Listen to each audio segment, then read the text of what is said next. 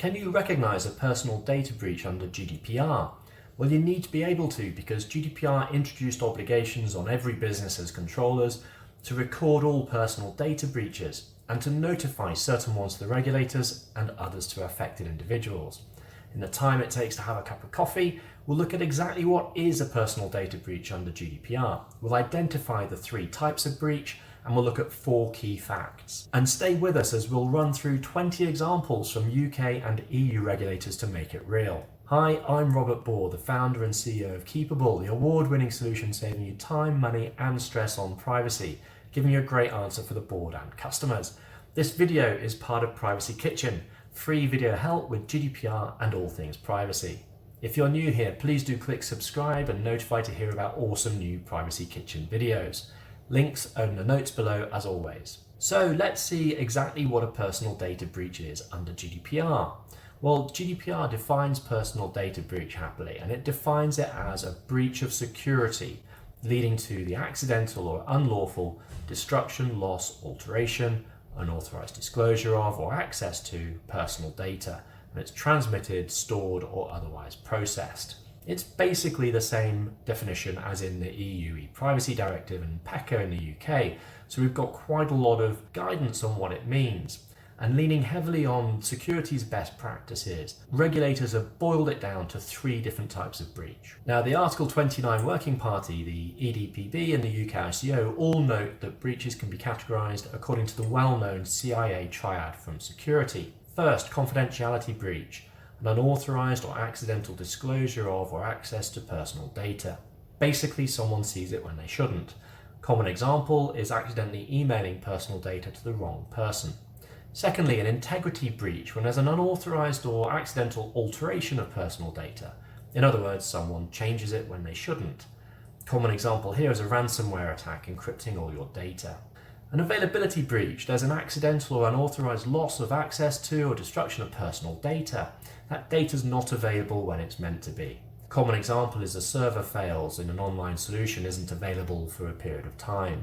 Now, the Article 29 Working Party helpfully confirmed that when personal data is unavailable due to planned system maintenance being carried out, that's not a breach because it's not due to a breach of security. So we can identify 4 key points straight away. First, a breach can be any of 1, 2 or all 3 types. Let's say you email payroll details to the wrong person. It happens more than you think. You've got backups and other copies. It's not an availability breach. Your other copies have valid data, so it's not an integrity breach.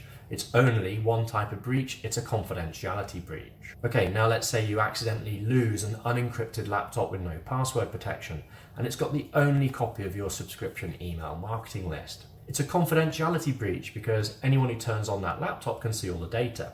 And it's availability breach because you've got no backup to use when you need it. Thirdly, if there's a ransomware attack, the attackers had access to the data in order to encrypt it, and only they can decrypt it. So it's likely to be a combination of all 3. A confidentiality breach because they can see the data if they haven't already. An integrity breach because the data's definitely been changed. And an availability breach because you might not have a backup that you can use when you want to. Okay, the second key point, a breach can be accidental or deliberate. A breach is a breach is a breach.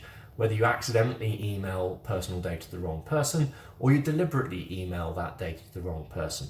You might accidentally spill coffee on a server that goes bang, or there's a power surge that makes it go bang, or a hacker gets in and wipes it. A breach is a breach. And the third thing, it's a very broad definition. You can summarize a personal data breach as any incident that affects the confidentiality, integrity, or availability of personal data. Don't fall into the trap that thinking it's only when a hacker breaks into your system. The fourth thing is a breach whether or not there's any harm. Note that that definition of personal data breach doesn't mention risk at all. Under GDPR, risk comes into how you react to a breach and whether you need to notify it or not. But a breach is a breach. You have to record it, you have to investigate it, do a risk assessment to decide what your notification obligations are, and you have to learn from it, even if at the end of the day, you decide there's no risk or harm to any individual. Right, well, we've seen some examples, but we know you love examples as much as we do. So here are 10 from the UK ICO and 10 from the 2018 guidance from the Article 29 Working Party, the pre-GDPR body replaced by the EDPB, who have endorsed this guidelines. Now these breaches are a mix of confidentiality, integrity and/or availability breaches. Some are just one, some are two, some are all three. And again, links to all of this are in the notes.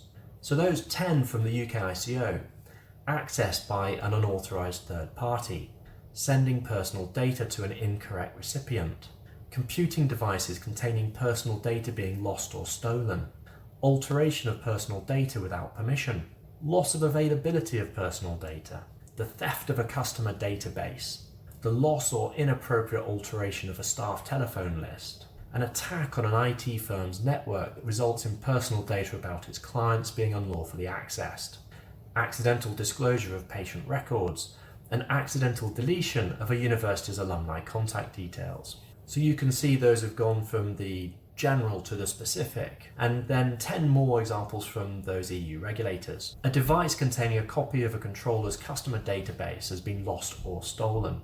The only copy of a set of personal data has been encrypted by ransomware.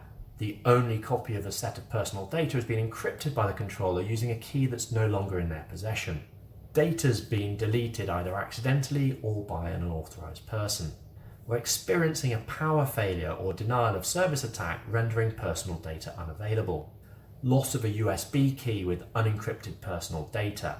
A brief power outage lasting several minutes at a controller's call center, meaning customers are unable to call the controller and access their records. Medical records in a hospital unavailable for a period of hours due to a cyber attack.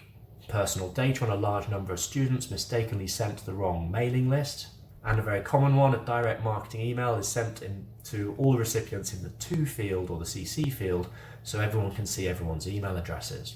So there we are, we've established exactly what a personal data breach is under GDPR, and we've identified the 3 types, the CIA triad.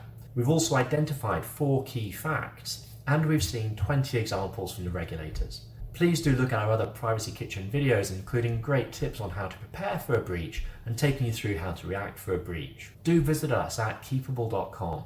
Please do use #PrivacyKitchen to tell us the topics and questions you want covered. Stay well in the meantime, and I'll see you in Privacy Kitchen soon.